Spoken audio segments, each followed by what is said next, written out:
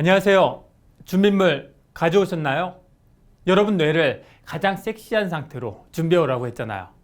어제. 대부분 리더님들 반응이 처음 듣는 소리라는 그런 표정. 뭐 괜찮습니다.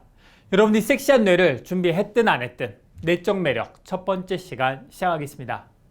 첫 번째 책은 바로 리처드 도킨스의 이기적 유전자. 뇌가 섹시한 뇌색인들의 필독서죠. 이 책이 나오자마자 엄청난 센세이션을 불러일으켰어요. 진화론에서 주장하는 자연 선택에 대한 당시의 통념인 집단 선택설을 부정하고 자연 선택의 단위가 유전자라고 주장했기 때문이죠. 저자는 그 근거로 이타적 행동, 협력을 비롯한 현상을 유전자 관점에서 설명해요. 지금부터 저자가 말하는 이기적 유전자에 대해 살펴보겠습니다. 지난 A7070 강의에서 봤던 그림이죠. 135억 년 전 빅뱅에 이어 38억 년 전 생명체가 탄생하고 자신과 똑같은 복제물을 만드는 자기 복제자인 유전자가 등장해요. 유전자끼리 치열한 생존 경쟁이 펼쳐지는 가운데 생존 기계를 갖춘 유전자가 살아남아요.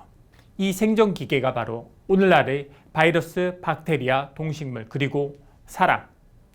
우리는 유전자의 생존과 복제를 위해 유전자가 만든 생존 기계이고 유전자에 의해 프로그래밍된 로봇과 같은 존재라고 저자는 비유를 합니다.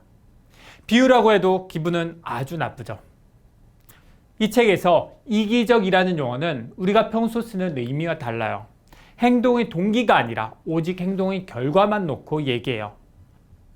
어떤 행동의 결과가 자신의 생존, 번식, 자기 복제 가능성을 높이면 이기주의, 자신의 생존 가능성은 낮추는 반면 다른 존재의 생존 가능성을 높이면 이타주의예요. 이타적 행동, 모성애, 자식을 위한 어머니의 사랑과 희생은 어머니 자신의 생존 가능성은 낮추는 반면 자식의 생존 가능성은 높인다는 점에서 어머니란 개체 입장에서는 이타주의예요. 하지만 어머니 몸속의 유전자 입장에서는 이기주의예요. 왜냐하면 어머니의 유전자를 물려받은 자식을 통해 유전자의 생존과 번식 가능성이 향상되기 때문이죠. 일벌도 마찬가지예요. 꿀을 훔치려는 사람에게 일벌이 침을 쏘면 자신은 얼마 지나지 않아 죽어요. 전통적인 학설에서는 일벌의 자기 희생이 집단의 생존과 번식을 돕는 이타주의라고 보지만 이 책의 저자는 기존 학설을 뒤집어요. 일벌의 유전자 입장에서 보면 이익이라는 거죠. 일벌 자신의 유전자의 생존과 복제에 도움이 되기 때문에. 그렇다면 정말 그런지 저자의 주장을 자세히 볼까요? 성숙한 여왕벌은 젊어서 결혼 비행을 한 번 하고 그때 조장한 정자로 평생 동안 알을 낳는데 미수정란이 발육하면 순놈이 되고 수정된 알은 암놈이 돼요. 암놈은 자신의 어미와 유전자의 2분의 1을 공유하는 반면 자신의 친자매와는 유전자의 4분의 3을 공유해요. 2분의 1보다 4분의 3이 더 크니까 어미나 자식보다 친자매와 유전적으로 더 가깝기 때문에 일벌의 유전자 입장에서는 자신이 직접 알을 낳는 것보다 여왕벌의 알을 돕는 게 이익이에요.